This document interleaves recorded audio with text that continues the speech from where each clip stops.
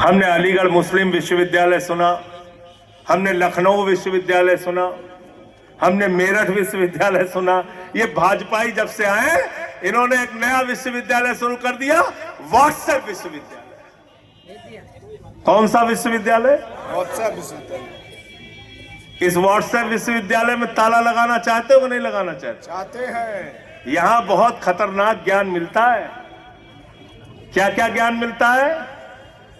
मोदी जी गए बिहार में, पटना में, कहने लगे सिकंदर जब बिहार में आया था बिहारियों ने मार के भगाया था। बिहारियों ने कहा भैया सिकंदर कभी बिहार में नहीं है।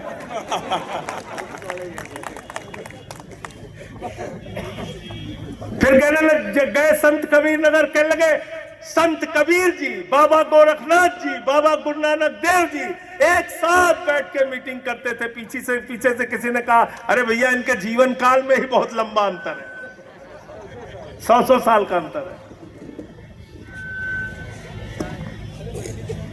व्हाट्सएप विश्वविद्यालय में क्या ज्ञान मिलता है? नाली के गैस से आप लोग चाय बना लीजिए, मौसम खराब है तो रडार में नहीं आएगा। तो ये आपके बच्चों के दिमाग में भूसा भर रहे हैं, भूसा। अगर हिंदुस्तान को आगे लेके जाना चाहते हो, उत्तर प्रदेश को आगे लेके जाना चाहते हो, तो मेरे भाइयों जाग जाओ, अपनी जिंदगी के मुद्दे से बात करो, अपनी जिंदगी के जुड़े हुए मुद्दों पे बात करो।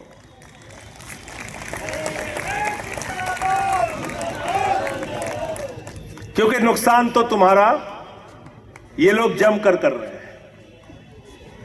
अच्छा, देश में महंगाई बढ़ती है तो उसका सबसे ज्यादा नुकसान किसको है भाई? हिंदुओं को। किसको है? हिंदुओं को। 80% आबादी हिंदुओं की, सबसे ज्यादा मार हिंदुओं पे पड़ती है। अगर सरकारी स्कूल की शिक्षा बर्बाद होगी तो उसका सबसे ज्यादा नुकसान किसको है? हिंदुओं को। हिंदुओं को। अगर अस्पताल में मोमबत्ती से ऑपरेशन किया जाएगा तो उसका सबसे ज्यादा नुकसान किसको है? हिंदुओं को। अगर रुपया लगातार गिर रहा है, व्यापार चौपट हो रहा है, अर्थव्यवस्था गिर रही है, तो उसका सबसे ज्यादा नुकसान किसको है? हिंदुओं को।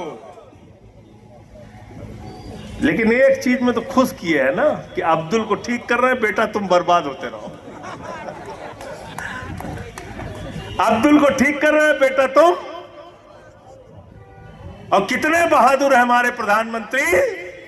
अरविंद केजरीवाल को जेल भेजना है, गामा पहलवान।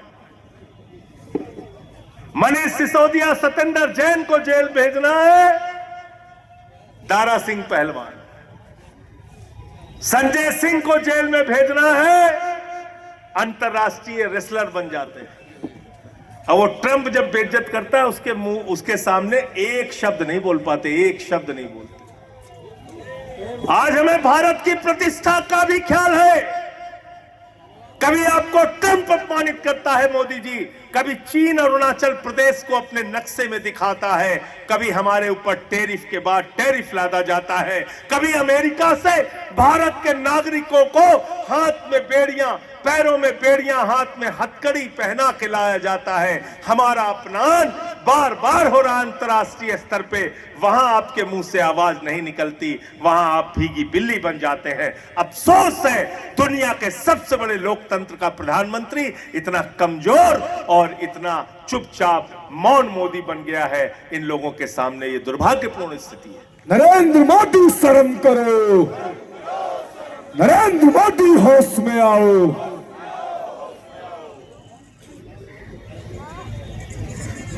साथियों और दोस्तों, आज यात्रा का समापन सारनाथ में हुआ। महात्मा बुद्ध जी ने, गौतम बुद्ध जी ने अपने 5 शिष्यों को वहां ज्ञान दिया था और पूरी दुनिया को शांति का संदेश दिया था, अहिंसा का संदेश दिया था, भाईचारे का संदेश दिया था, एकता का संदेश दिया था। रघुपति राघव राजा राम का पाठ करने वाले राष्ट्रपिता महात्मा गांधी की पहचान पूरी दुनिया में